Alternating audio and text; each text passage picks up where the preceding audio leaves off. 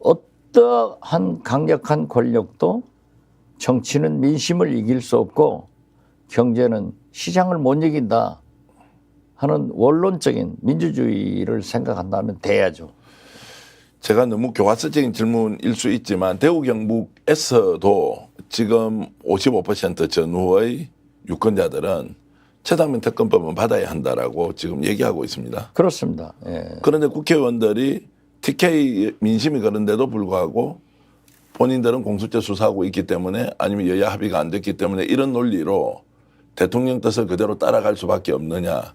이러면 민심과 너무나 괴리가 돼 있고. 그렇죠. 그렇게 되면은 이번에 TK에서 좋은 성적을 냈지만은 국민들로부터 민심을 위반하는 그런 평가가 누적되면은 마치 윤석열 대통령의 탄핵 마일리지처럼 다음 차기 총선에서 낙선 마일리지가 올라간다. 저는 그렇게 봐요. 지금 대구 경북만 하더라도 박근혜 특검에 대해서 우리 국민의 70%가 찬성을 하고 있고 대구 경북에서도 67%가 찬성하고 있기 때문에 저는 가능하다고 봐요. 최상병 특검 말씀이죠. 아니요, 박근혜 특검을 그렇게 했더라고요. 아, 과거에 이제 예, 그렇게 예, 이제 그 예. 당시에는 했기 때문에 지금도 그 민심이 반영이 돼야 한다. 이제 이렇게 이해를 하겠습니다. 윤석열 대통령이 마지막까지 거부권 행사하고 민심과 반한 행동을 할 때 우리 국민들은 그러면 어떻게 해야 하느냐? 국민들은 자, 국회에서 어떤 식으로든 제의를 하라고 요구를 하고 있지만 거리에 나가서 투쟁해야 한다. 사실상 예. 오늘 윤석열 대통령은 대국민, 대야당에 선전포고를 한 거예요. 네. 싸우자. 그렇기 때문에 우리 민주당에서도 오늘 오후 2시 국회 본관 앞 층계에서 보좌관들 전부 함께 이제 포문을 열기 시작하고 저는 지금 현재 안진걸 소장 등이 주말에 하는 집회도 상당히 더 많은 국민들이 참여해서 가속화되리라고 봐요. 그렇기 때문에 국민과 야권은 이 부도덕한 윤석열 정권을 향해서 투쟁할 수밖에 없다. 그래서 투쟁의 수위를 계속 올려간다. 그래서 대통령을 압박해보는 수밖에 없죠.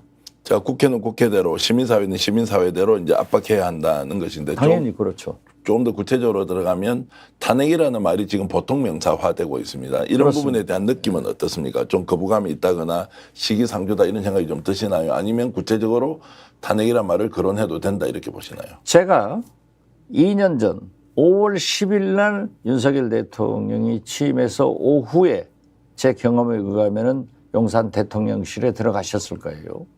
11일 아침 9시에 저에게 전화해서 물러가라. 그래서 나온 지 만 2년이 넘었습니다. 그런데 저는 그 2년간 하루에 5번, 6번, 1000번 이상을 방송에 출연해서 윤석열, 김건희 검찰 정권을 규탄했고 작년도에 제가 강연을 53번을 했어요. 경기도 포천에서부터 시작해서 대구, 부산까지 갔는데 이 3월 달에는 한 10% 정도가 윤석열 끌어내려라, 탄핵해라 하는 말씀이 되더니 여름부터 가을까지는 30-40%가 그런 얘기를 하더라고요.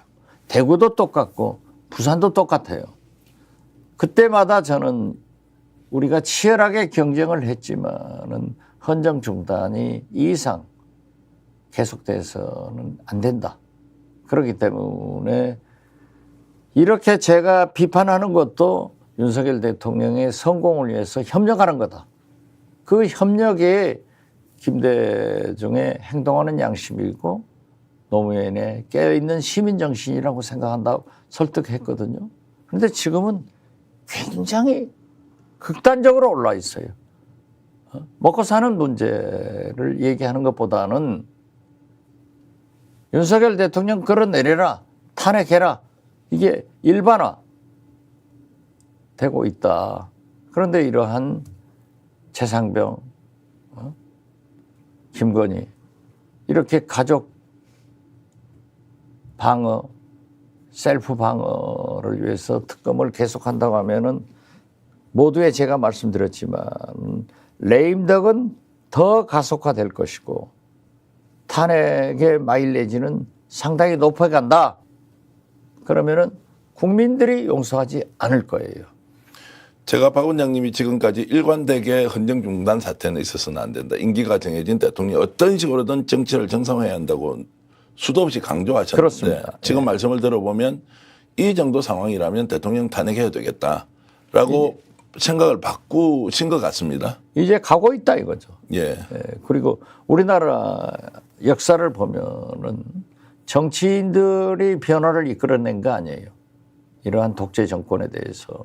자, 3.15 부정선거에 4.19 학생들이 60항쟁, 5.18 촛불혁명 모두가 민중들이 들고 일어났단 말이에요. 거기에 마지막 화룡점정을 한 것이 정치권인데 지금도 우리 국민들이 이러한 부도덕한 일을 하는 대통령의 영부인의 국민의힘에 대해서 탄핵의 불길이 타오르고 있다. 그러니까 마일리지가 쌓여간다. 그것이 언제 폭발할지 그건 예측하지 힘들죠. 자, 시청자 여러분, 긴급하게 마련한 박지원 원장과 인터뷰를 하고 있는데요. 제가 지금까지 박 원장님이 갖고 계신 역량과 경험과 지식을 모두 이해를 한다는 전제로 말씀드리면 지금까지 탄핵을 어떤 경우에도 해서는 안 되고 헌정중단은 국민적 불행을 부를 수밖에 없다고 하셨는데 오늘 인터뷰를 하면서 탄핵이라는 것은 이미 일반화되고 있고 국민들이 원하는 것이다. 직접적으로 탄핵해야 한다고 말씀은 하지 않으셨지만 윤석열 대통령이 탄핵의 길로 가고 있다는 것은 분명한 메시지로 여러분들께 전달드리는 그런 상황입니다. 어쨌든 이런 말씀을 굉장히 무겁게 제가 받아들이면서 지금이라도 정치를 보고 나는 방법이 정상화가 아니라 탄핵이라는 방법이 있다면 그 길로 갈 수밖에 없다는 말씀으로 제가 이해를 좀 하겠습니다. 그렇습니다. 이 대한민국의 모든 것은 대통령이 변해야지. 대통령이 변하지 않으면 일보도 진전할 수 없다. 지금 엊그제 TK 수도권 초선 당선자들을 모여놓고 어제도 PK 모여놓고 대통령 말씀이 그거 아니에요. 두 번 모임에서 지금 뭐 민주당 국민의힘 내부에서는 탈당설이 한동훈이 비대위원장 되면 난 탈당한다. 그런 측근들이 얘기를 하고 있으면서도 대통령께서 이런 얘기 하잖아요. 예산권과 거부권을 활용해서 싸워라. 내가 국민의힘의 호위무사가 됐다. 이게 혼란스러워요. 마치 직구 논쟁처럼 만 5세 취약 이때도 시끄럽더니 69시간 노동할 때도 지금 R&D도 보세요. 예산 삭감했다가 이제 예탑 전원 면제한다. 아니 의사 정원 문제만 하더라도 왜 이렇게 긁어부스럼내는 그런 대통령이냐 이거죠. 그렇기 때문에 저는 절대 국민들이 용서하지 않는다. 저는 그렇게 다시 한번 경고합니다. 다시 한번 더 경고도 하시고 강조도 하셨는데 탄핵이라는 것이 우리 눈앞에 다가오고 있다 이렇게 제가 해석을 하면서요. 박지원 원장님을 통해서 지금 윤석열 정권이 어디로 가고 있는지 집권 여당은 어떻게 해야 하며 범야권은 또 무엇을 할 것이며 국민들은 어떤 선택을 해야 할지 중대한 기로에 와 있다는 말씀으로 새겨 들었습니다. 박지원 원장님 오늘 이렇게 인터뷰 너무너무 의미 있게 해주셔서 감사드립니다. 고맙습니다. 너무 질문을 어렵게 해서 코너로 몰아가니까 제가 좀 답변하기가 곤란했습니다. 너무 감사드리고요. 다음도 좀 더 예. 편하게 쉬운 단어로 좀 질문을 드리겠습니다. 예, 고맙습니다. 예, 감사합니다. 자, 시청자 여러분 오늘 긴급 인터뷰 마련해서 박지원 원장을 통해서 윤석열 대통령이 탄핵 국면으로 가고 있다는 말씀 처음으로 전해드립니다. 저희가 이벤트 하나 마련했습니다. 혁신, 균형, 정의를 지향하는 대한민국의 정치, 경제, 미디어 스픽스가 지금 벌써 88.3만 명 정도 구독자를 지금 모집했습니다. 너무너무 감사드립니다. 88만 구독자의 시선을 한 번에 받을 기업을 저희들이 홍보해 드리려고 합니다. 저희들이 선착순으로 10개사를 뽑습니다. 2024년 5월 31일까지 메일로 보내주십시오. spixed@sfix.kr로 보내주시면 되고요. 접수 기간은 5월 말일까지고요. 10개사를 저희가 선착순으로 뽑습니다. 6월달 한 달, 그리고 7월달 한 달 각각 이렇게 한번 해봐가지고요. 우리가 한번 공유해보고 많이 평가해보고 판매해보고자 합니다.